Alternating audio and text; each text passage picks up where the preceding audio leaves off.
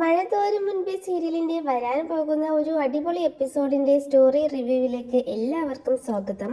അങ്ങനെ സത്യങ്ങളെല്ലാം തിരിച്ചറിഞ്ഞ് ശിവശങ്കരനും രാജീവനും തിരിച്ചു പോവുകയാണ്. അതിന്റെ മുന്നേ അലീനയെ കണ്ട് മാപ്പെല്ലാം പറയുന്നുണ്ട്.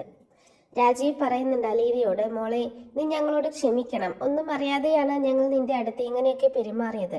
നീ വൈജയുടെ മകളാണെന്ന് ഞങ്ങൾക്ക് അറിയില്ലായിരുന്നു. ഞങ്ങളുടെ അച്ഛൻ കുഞ്ഞിരാമൻ മേനോൻ നീ മരിച്ചെന്നാണ് ഞങ്ങളോട് പറഞ്ഞത്.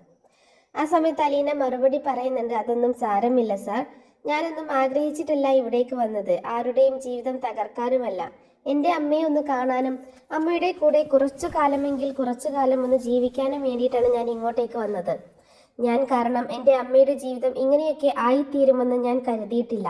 എന്തായാലും അമ്മ പഴയതുപോലെ ആകുന്നതുവരെ അമ്മയുടെ കാര്യങ്ങളെല്ലാം ഒരു കുറവും കൂടാതെ ഞാൻ നോക്കിക്കൊള്ളാം സാർ. അത് കഴിഞ്ഞ് പിന്നെ ആരുടെയും മുന്നിൽ പെടാത്ത രീതിക്ക് ഞാൻ എവിടേക്കെങ്കിലും പോയിക്കോളാം എന്ന് പറയുകയാണ് അലീന. ആ സമയത്ത് രാജീവ് പറയുന്നുണ്ട്, നീ അവിടുന്ന് എങ്ങോട്ടും പോകാൻ പാടില്ല മോളെ, അത് നിന്റെ കൂടി വീടാണ്. നീ പോയാൽ പിന്നെ ബാലചന്ദ്രൻ വെറുതെ ഇരിക്കുമെന്ന് തോന്നുന്നുണ്ടോ? നിനക്ക് മാത്രമേ ഇനി ബാലചന്ദ്രനെ കാര്യങ്ങളെല്ലാം പറഞ്ഞു മനസ്സിലാക്കിച്ച് അവരെ വീണ്ടും ഒന്നിപ്പിക്കാനായിട്ട് പറ്റുകയുള്ളൂ. നീ വേണം ഇനി ആ കുടുംബത്തെ നല്ല രീതിക്ക് മുന്നോട്ട് കൊണ്ടുപോകാൻ. ഇവരുടെ ഒരു വാക്കുകളെല്ലാം കേൾക്കുമ്പോൾ അലീന മനസ്സിൽ ഇങ്ങനെ പൊട്ടിക്കരയുകയാണ്. പിന്നീട് ശിവശങ്കരനും രാജീവനും വൈജയുടെ അടുത്തേക്ക് പോകുന്നുണ്ട്. വൈജ അപ്പോഴും ഹോസ്പിറ്റലിൽ തന്നെയാണ്. അങ്ങനെ വൈജയുടെ അടുത്ത് പോയിട്ട് പറയുകയാണ്, വൈജയ്, ഞങ്ങൾ ഒരാഴ്ച കൂടി കഴിഞ്ഞാൽ ഞങ്ങൾ തിരിച്ചു പോവുകയാണ്. അലീനയെ പുറത്താക്കാൻ ഇനി ഞങ്ങളെ കൊണ്ട് പറ്റില്ല. വൈജയ്, ഞങ്ങൾ ഒരു കാര്യം കൂടി നിന്നോട് പറയാം. നീ ഇനി അലീനയെ ദ്രോഹിക്കരുത്. അവളെ അവിടെ നിന്ന് പറഞ്ഞു വിടാനും നോക്കരുത്. അങ്ങനെ നോക്കിയാൽ പിന്നീട് നീ തന്നെ ദുഃഖിക്കേണ്ടി വരും. ഇതൊക്കെ കേൾക്കുമ്പോൾ വൈജയ്ക്ക് അങ്ങോട്ട് വല്ലാതെ ദേഷ്യം വരുന്നുണ്ട്. സംസാരിക്കാൻ പറ്റാത്തത് കൊണ്ട് തന്നെ ദേഷ്യഭാവത്തോടു കൂടിയാണ് വൈജ കിടക്കുന്നത്. പിന്നീട് ഒരു 2-3 ദിവസം എല്ലാം കഴിയുമ്പോൾ വൈജയെ കുറച്ച് ബെറ്റർ ആയതുകൊണ്ട് ഡോക്ടർമാർ പറയുന്നുണ്ട്, വൈജയന്തിയെ ഇന്ന് ഡിസ്ചാർജ് ആക്കാം. പിന്നെ ഒരു കാര്യമുണ്ട്, വീട്ടിലാണെങ്കിലും അവരുടെ കാര്യങ്ങളൊക്കെ കൃത്യമായിട്ട് ചെയ്യണം. മരുന്നും ഭക്ഷണവും ഒക്കെ കൃത്യസമയത്ത് തന്നെ കൊടുക്കണം. ഒരു ഹോം നഴ്സിനെ വെക്കുകയായിരിക്കും നല്ലത് എന്ന് പറയുകയാണ്. ബാലചന്ദ്രൻ പറയുകയാണ്, ഞങ്ങളുടെ മകൾ അലീന അവളെ നോക്കിക്കൊള്ളും ഡോക്ടർ. വൈജയുടെ കാര്യങ്ങൾ അവൾ ഒരു അശ്രദ്ധ പോലും വരുത്തില്ല. അങ്ങനെ ഡിസ്ചാർജ് എഴുതി കൊടുക്കുകയാണ് വൈജയ്ക്ക്. വൈജയെ ഡിസ്ചാർജ് ചെയ്യുന്നത് അറിഞ്ഞ് ഭവിത ശിവശങ്കറിനോട് ചോദിക്കും, അങ്കിളെ, അമ്മയെ ഇന്ന് ഡിസ്ചാർജ് ചെയ്യുമെന്ന് രോഹിത്തേട്ടൻ പറഞ്ഞിരുന്നു, അമ്മയെ ഇങ്ങോട്ടേക്കല്ലേ കൊണ്ടുവരിക? ആ സമയത്ത് കമല, അയ്യോ, ഇങ്ങോട്ടേക്ക് കൊണ്ടുവരാനോ? എന്നിട്ട് അവളുടെ കാര്യങ്ങളൊക്കെ ആര് നോക്കാനാ? എനിക്കാണെങ്കിൽ ഒരു 100 കൂട്ടം പണിയുണ്ട്. അതിനിടയിൽ കൂടി അമ്മയെ നോക്കണം. ഇനി അതിൻ്റെ ഇടയിൽ വൈജയെ കൂടി കൊണ്ടുവന്നാൽ ഇവിടെ ആകെ ഇടങ്ങേറായി പോവുമല്ലോ എന്ന് പറയണം. ആ സമയത്ത് ശിവശങ്കരൻ പറയുന്നുണ്ട്, വൈജയെ ഇങ്ങോട്ടല്ല കൊണ്ടുവരുന്നത്, കടപ്പാട്ടൂരിലേക്കാണ് ബാലചന്ദ്രൻ കൊണ്ടുപോകുന്നത്. അതാണല്ലോ വൈജയുടെ വീട്. ബബിത വളരെ സങ്കടപ്പെട്ട് പറയണം, അങ്കിളല്ലേ പറഞ്ഞത് അമ്മയെ ഇങ്ങോട്ടാണ് കൊണ്ടുവരിക എന്ന്, ഇനി അങ്ങോട്ട് വിടില്ല എന്ന് പറഞ്ഞത് കൊണ്ടല്ലേ ഞങ്ങൾ ഇങ്ങോട്ട് ഇറങ്ങി വന്നത്. ആ സമയത്ത് ശിവശങ്കരൻ പറയുന്നുണ്ട്, അത് മോളെ, അന്ന് അങ്കിളിന് കുറെ തെറ്റിദ്ധാരണകൾ ഉണ്ടായിരുന്നു. അന്ന് അതിന്റെ പേരിൽ അങ്ങനെ പറഞ്ഞു പോയതാണ്. ഇന്ന് അതെല്ലാം മാറി, നിങ്ങൾ തിരിച്ച് കടപ്പാട്ടൂരിലേക്ക് തന്നെ പോവണം. അങ്കിൾ നിങ്ങളെ അവിടെ കൊണ്ടുപോയി വിടാം എന്ന് പറയുകയാണ്. കമല പറയുന്നുണ്ട്, അതെ ശിവേട്ട, അത് തന്നെയാണ് വേണ്ടത്. വൈജ അവിടെയല്ലേ ഉള്ളത്, അപ്പോൾ മക്കളും അവിടെയാണ് വേണ്ടത്. മോൾ രോഹിത്തിനോട് പറഞ്ഞിട്ട് വേഗം ഡ്രസ്സൊക്കെ പാക്ക് ചെയ്യാൻ നോക്ക് എന്ന് പറയുകയാണ്. മനസ്സിൽ പറയാണ് കമല, ഓ സമാധാനമായി, അങ്ങനെ ഒരു ശല്യം പോയി കിട്ടി. ഇനി തള്ളയെ കൂടെ ഒന്ന് കെട്ടിച്ചാൽ മതി. അതായത് ഈ പിള്ളേര് പോവുകയാണല്ലോ ഇവിടെ നിന്ന്, ഇനിയുള്ള ശല്യം എന്ന് പറഞ്ഞാൽ അമ്മ മാത്രമാണ്. അമ്മയും കൂടി ഇവിടെ നിന്ന് പറഞ്ഞയച്ചാൽ മതി എന്ന് മനസ്സിൽ ഇങ്ങനെ പറയണം. രോഹിത്തും ബബിതയും കടപ്പാട്ടൂരിലെ വീട്ടിലേക്ക് ചെല്ലുകയാണ്. ബെല്ലടിക്കുമ്പോൾ കൃഷ്ണമോളാണ് ഡോറ് തുറക്കുന്നത്. കൃഷ്ണ ചോദിക്കുന്നുണ്ട്, ആ ഇത് ആരൊക്കെയാ, വീട് മാറി വന്നതാണോ? രോഹിത്ത് പറയാണ്, മാറി നിൽക്കണേ അവിടുന്ന്, അവളുടെ ഒരു വർത്താനം എന്ന് പറയുന്നുണ്ട്. ബബിത, നീ ജയിച്ചെന്ന് വിചാരിക്കേണ്ട, കാണിച്ചു തരാമെന്ന് അലീനയെ നോക്കിക്കൊണ്ട് വളരെ ദേഷ്യത്തിൽ ഇങ്ങനെ പറയാണ്. കൃഷ്ണമോള് പറയുന്നുണ്ട്, എനിക്കറിയായിരുന്നു ചേച്ചി, അവർ നാണം കെട്ടുകൊണ്ട് ഇങ്ങോട്ട് തന്നെ തിരിച്ചു വരുമെന്ന് എന്ന് പറയാണ് അലീനയോട്. മോള് കൂടുതലൊന്നും അവരോട് സംസാരിക്കാൻ നിൽക്കണ്ട, അവരെന്തെങ്കിലും കാണിക്കട്ടെ എന്ന് പറയുന്നുണ്ട്. പിന്നീട് കാണിക്കുന്നത് അലീനയും രേവതിക്കുട്ടിയും കൂടി സംസാരിക്കുന്നതാണ് ഫോണിലൂടെ. ആ ചേച്ചി, എന്തൊക്കെയാണ് അവിടുത്തെ വിശേഷങ്ങൾ? ആ പൂതനയെ ഡിസ്ചാർജ് ചെയ്തോ എന്ന് ചോദിക്കുകയാണ്. അത് കേട്ടപ്പോൾ അലീനയ്ക്ക് ദേഷ്യവും സങ്കടമൊക്കെ വരുന്നുണ്ട്. മോളെ അങ്ങനെയൊന്നും പറയരുത്, അത് എൻ്റെ അമ്മയാണ് എന്ന് പറയണോ.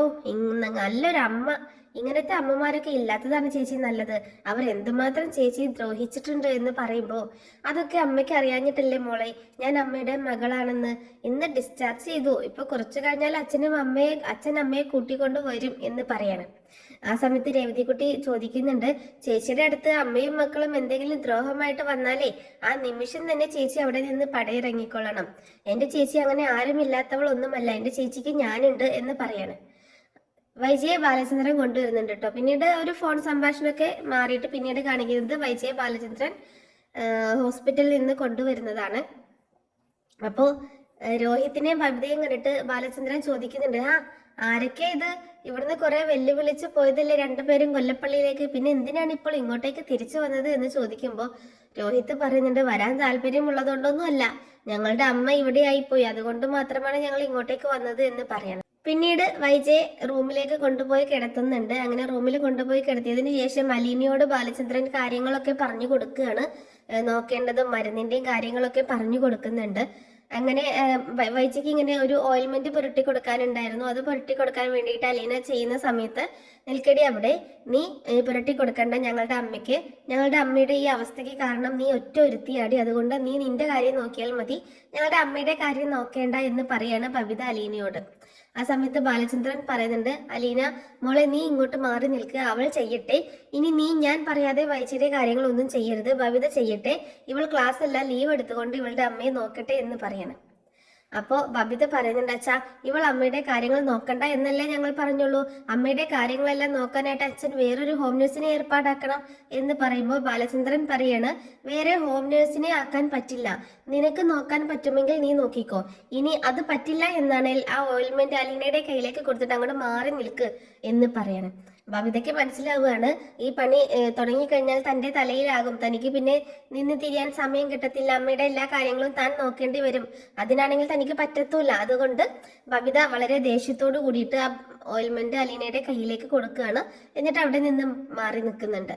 അലീന ഓയിൽമെന്റ് പുരട്ടാൻ തുടങ്ങുമ്പോൾ വൈജ കൈ പിൻവലിക്കുകയാണ്, കൈ സമ്മതിക്കുന്നില്ല.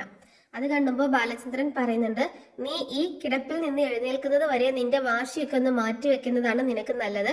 എന്തായാലും നിന്റെ മക്കൾ നിന്റെ ഈ ഒരു അവസ്ഥയിൽ നിന്നെ നോക്കില്ല എന്ന് നിനക്ക് മനസ്സിലായില്ലേ, അതുകൊണ്ട് നീ ഒന്ന് എഴുന്നേൽക്കുന്നത് വരെ നിന്റെ കാര്യങ്ങൾ മൊത്തം അലീന ചെയ്യും, അത് കഴിഞ്ഞതിന് ശേഷം നിനക്ക് എന്താന്ന് വെച്ചാൽ ചെയ്യാമെന്ന് ബാലചന്ദ്രൻ പറയണം. ആ സമയത്ത് അലീന പറയുന്നുണ്ട്, മാഡം എഴുന്നേൽക്കുന്നത് വരെ മാഡത്തിന്റെ കാര്യങ്ങൾ ഒരു കുറവും കൂടാതെ ഞാൻ ചെയ്തോളാം, മാഡം എഴുന്നേറ്റിട്ട് വേണമെങ്കിൽ എന്നെ ഇവിടുന്ന് പറഞ്ഞു വിട്ടോ, ഞാൻ പോയിക്കൊള്ളാം, പക്ഷേ ഈ ഒരു അവസ്ഥയിൽ മാഡം എന്നോട് ഒരു ദേഷ്യം കാണിക്കരുത്, ദേഷ്യമൊക്കെ മനസ്സിലുണ്ടായിക്കോട്ടെ, പക്ഷേ ഞാൻ ചെയ്യുന്ന ഈ ജോലിയിൽ തടസ്സമായി നിൽക്കരുത്, തടസ്സം ചെയ്യരുത്, മാഡത്തിന് വേണ്ടിയിട്ട് മാത്രമാണ് ഞാൻ ഇവിടെ നിൽക്കുന്നത് എന്ന് പറയാണ് അലീന. പിന്നീട് വൈജ ഒന്നും പറയുന്നൊന്നുമില്ല, അങ്ങനെ അലീന മരുന്ന് പുരട്ടി കൊടുക്കുന്നൊക്കെ ഉണ്ട്. പിന്നീട് രാത്രിയായപ്പോ അപ്പോൾ കൃഷ്ണമോള് വന്ന് ചോദിക്കുന്നുണ്ട്, ചേച്ചി ഇന്ന് എവിടെയാ കിടക്കണേന്ന് ചോദിക്കണം. അലീന പറയുന്നുണ്ട്, അതേ മോളെ, മാഡത്തിന് എന്തെങ്കിലും ആവശ്യം വന്നാലോ, പിന്നെ ഡോക്ടർ പറഞ്ഞിട്ടുണ്ടല്ലോ മാഡത്തിന്റെ കൂടെ എപ്പോഴും ആള് വേണമെന്ന്, അതുകൊണ്ട് ഞാൻ ഇവിടെ കിടന്നോളാം എന്ന് പറയണം. അപ്പോൾ കൃഷ്ണ പറയുന്നുണ്ട്, അമ്മ എന്നെ ഇങ്ങനെ തുറച്ചു നോക്കുകയൊന്നും വേണ്ട, ഞാൻ കിടക്കുന്നത് എൻ്റെ ചേച്ചിയുടെ കൂടെയാണ്, ഞാനും ഇവിടെയാണ് കിടക്കുന്നത്. അതായത് അലീന കിടക്കുന്ന സമയത്ത് കൃഷ്ണയും അലീനയുടെ കൂടെ വന്ന് കിടക്കണം. അത് കാണുമ്പോൾ വൈജ ദേഷ്യത്തോട് കൂടിയിട്ട് കൃഷ്ണയെ നോക്കുന്നുണ്ട്. പിന്നീട് കാണിക്കുന്നത് പിറ്റേ ദിവസം രാവിലെ ബാലചന്ദ്രൻ ബബിതയോട് ദേഷ്യത്തോട് സംസാരിക്കുന്നുണ്ട്. ഈ ഫോണിൽ തോണ്ടിക്കൊണ്ടിരിക്കുന്ന നേരം കൊണ്ട് നിനക്ക് അലീനയെ സഹായിച്ചു കൂടെ എന്ന് ചോദിക്കണം. ബബിത, ഓ പിന്നെ എനിക്ക് അതല്ലേ പണി, എനിക്ക് ആ പണിയൊന്നും അറിയില്ല അച്ഛ എന്ന് പറയണം. ബാലചന്ദ്രൻ, എന്നാ നീ പോയിട്ട് വൈജിയുടെ ദേഹമൊക്കെ ഒന്ന് നനച്ചു തുടച്ചു കൊടുക്കുക എന്ന് പറയുമ്പോൾ അച്ഛൻ എന്താ ഈ പറയുന്നത്, ഞാൻ നനച്ചു തുടച്ചു കൊടുക്കാനോ, എന്നെ കൊണ്ടൊന്നും പറ്റില്ല, അതിന് ഞാൻ ഇവിടുത്തെ ഹോം നേഴ്സ് അല്ല അച്ഛാ, അച്ഛൻ വേണമെങ്കിൽ അച്ഛൻ്റെ ആ പിഴച്ച മകളോട് പറ, അവൾ ചെയ്തോളും എന്ന് പറയണം. അത് കേട്ടപ്പോൾ ബാലചന്ദ്രന് വളരെ ദേഷ്യം വരികയാണ്. ആരാടി പിഴച്ചത്, നീ ഇനിയെങ്ങാനും അലീനയെ പിഴച്ചവൾ എന്ന് വിളിച്ചാലുണ്ടല്ലോ, അലീന നിന്റെ ചേച്ചിയാണെന്ന് ഞാൻ പലവട്ടം പറഞ്ഞിട്ടുണ്ട് എന്ന് പറയണം. ബബിത റൂമിലേക്ക് ചെന്ന് അറപ്പോടെ വൈജയെ തുടയ്ക്കാൻ നോക്കുകയാണ്. അങ്ങനെ ഒട്ടും ഇഷ്ടമില്ലാതെ ബാലചന്ദ്രൻ ദേഷ്യപ്പെട്ടത് കാരണം റൂമിലേക്ക് ചെന്നിട്ട് ഇങ്ങനെ മേലൊക്കെ മുറിവൊക്കെ ഇങ്ങനെ തുടയ്ക്കണം. അപ്പൊ ഈ മരുന്നിന്റെ സ്മെല്ലും എല്ലാം കൂടിയായിട്ട് വൈജയുടെ മേലിൽ നിന്ന് വരുന്ന സ്മെല്ലും, അതായത് ശരീരം നനച്ച് തുടയ്ക്കുന്നത് മാത്രമല്ലേ ഉള്ളൂ, പിന്നെ ഡെറ്റോളിന്റെയും മരുന്നിന്റെയും ഒക്കെ സ്മെല്ല് കാരണം ബബിതയ്ക്ക് ഭയങ്കര ദേഷ്യം, അറപ്പും വെറുപ്പൊക്കെ തോന്നുകയാണ്, ഓക്കാനിക്കുന്നൊക്കെ ഉണ്ട്. ആ സമയത്താണ് അലീന അങ്ങോട്ടേക്ക് വരുന്നത്. നീ എന്താണ് ഇങ്ങനെ അറപ്പ് കാണിച്ചുകൊണ്ട് ചെയ്യുന്നത് ബബിത എന്ന് ചോദിക്കണം. ഇത് നിന്റെ അമ്മയല്ലേ എന്ന് ചോദിക്കണം. എനിക്ക് ഈ മണമൊന്നും പറ്റുന്നില്ല, നീ നിന്റെ കാര്യം പോയി നോക്ക്, നീ എന്റെ അച്ഛന്റെ അവിഹിത സന്തതിയാണെന്ന് വെച്ച് എന്റെ അടുത്ത് നിന്റെ ഭരണം വേണ്ട എന്ന് അലീനയോട് ദേഷ്യത്തോടെ പറയാണ്. ആ സമയത്ത് അലീനെ പറയുന്നുണ്ട്, നിന്നെ കൊണ്ട് പറ്റില്ലെങ്കിൽ നീ ആ ടവലും വെള്ളം അവിടെ വെച്ചിട്ട് പൊക്കോ, ഞാൻ ചെയ്തോളാം എന്ന് പറയാണ്. അപ്പോൾ അലീന പറഞ്ഞത് കേട്ടപ്പോൾ എന്തേലും കാണിക്കെന്ന് പറഞ്ഞ് ദേഷ്യപ്പെട്ട് പറഞ്ഞുകൊണ്ട് ബബിത പുറത്തേക്ക് പോവാണ്. ആ സമയത്ത് വൈജിയുടെ കണ്ണൊക്കെ ഇങ്ങനെ നിറഞ്ഞു വരുന്നുണ്ട്. അപ്പോൾ അലീന പറയുന്നുണ്ട്, മാഡം വിഷമിക്കണ്ട, ഞാൻ ചെയ്തു തരാം. മാഡത്തിന്റെ മക്കൾക്ക് ഇതെല്ലാം ചെയ്യാൻ ബുദ്ധിമുട്ട് കാണും, പക്ഷെ എനിക്ക് അങ്ങനെയൊന്നുമില്ല, ഞാൻ നോക്കിക്കോളാം മാഡത്തിന്റെ എല്ലാ കാര്യങ്ങളും കൂടെ എന്ന് പറയണം. പിന്നീട് കമല വൈജയെ കാണാൻ വരുന്നുണ്ട്. ബാലചന്ദ്രൻ പറയുന്നുണ്ട്, വൈജയെ കാണുന്നതൊക്കെ കൊള്ളാം, അവളുടെ ഉള്ളിൽ വല്ല കുനിഷ്ടം നിറയ്ക്കാനാണ് വന്നതെങ്കിൽ വന്ന പോലെ തന്നെ അങ്ങോട്ടേക്ക് പോകാൻ നോക്ക് എന്ന് പറയണം. അങ്ങനെ ബാലചന്ദ്രനോട് ഒന്നും പറയാതെ കമല വേഗം വൈജയുടെ അടുത്തേക്ക് ചെല്ലുന്നുണ്ട്. എന്തൊരു കിടപ്പാണ് വൈജയ്, എല്ലാത്തിനും കാരണം നിന്റെ ഭർത്താവും അയാളുടെ മകളുമാണ്. നീ ഇനി ഈ കിടപ്പിൽ നിന്ന് എഴുന്നേൽക്കുമോ എന്ന് പോലും അറിയില്ല, ചിലപ്പോൾ ഇങ്ങനെ കിടന്ന് മരിക്കാനായിരിക്കും നിന്റെ വിധി എന്ന് പറയണം. അത് കേട്ടോണ്ടാണ് കൃഷ്ണമോൾ അങ്ങോട്ടേക്ക് വരുന്നത്. നിങ്ങൾ എന്റെ അമ്മയെ കൊല്ലാൻ വേണ്ടി വന്നാണോ എന്ന് ദേഷ്യത്തോടു കൂടി ചോദിക്കുമ്പോൾ അത് ബാലചന്ദ്രനും കേൾക്കുന്നുണ്ട്. വൈജയെ കണ്ടല്ലോ, എന്നാൽ ഇനി പോകാൻ നോക്ക്, നീ അധികം നേരം ഇവിടെ നിൽക്കണ്ട, അവളെ ഓരോന്ന് പറഞ്ഞ് വിഷമിപ്പിക്കാനായിട്ടാണെങ്കിൽ ഇവിടെ നിൽക്കണ്ട എന്ന് പറഞ്ഞ് ദേഷ്യപ്പെടുമ്പോൾ കമല പെട്ടെന്ന് തന്നെ സ്ഥലം കാലിയാക്കുന്നുണ്ട്. ആ സമയത്ത് അലീനയ്ക്ക് ഇട്ട് കുത്താനും അലീനയോട് വളരെ ദേഷ്യത്തിൽ സംസാരിക്കാനൊന്നും കമല മറക്കുന്നില്ല. എന്തായാലും ഈ ഒരു അപകടത്തോട് കൂടിയിട്ട് വൈജയ്ക്ക് എല്ലാവരുടെയും യഥാർത്ഥ ഗുണം മനസ്സിലാക്കാൻ പറ്റുന്നുണ്ട്.